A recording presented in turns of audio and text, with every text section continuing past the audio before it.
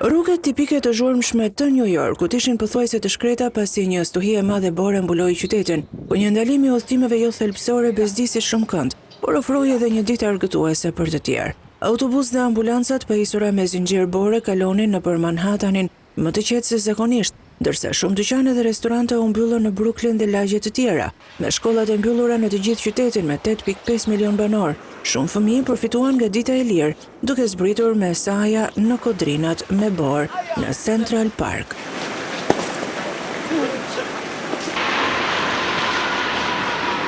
Stacioni zyrtar i raportimit të New Yorkut në Central Park mati 50 cm borë, që nga ora 13 të hënës, sipas orës lokale, sasija më e madhe në më shumë se një dekadë kjo. Stuhia masive e borës goditi gjithë verilindjen e Shteteve të Bashkuara nga Marylandi në Maine, duke detyruar miliona njerëz që të qëndrojnë të mbyllur në shtëpi.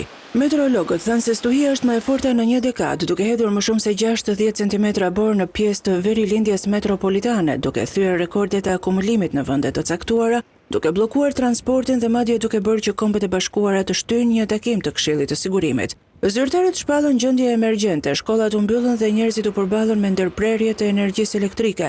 Edhe pse bora u zhvendos deri veriut dhe u paksua në zona të tjera, Shërbimi Kombëtar i Motit tha se po gjurmon një tjetër stuhi që mund të sjellë më shumë borë në rajon më vonë këtë javë. Shërbimi i Motit ju referua stuhisë të hënës si një ciklon bomb. Më shumë se 5600 fluturime brenda dhe jashtë Shteteve të Bashkuara u anulluan po ashtu të hënën dhe 2000 fluturime të tjera të planifikuara për të martën u anulluan.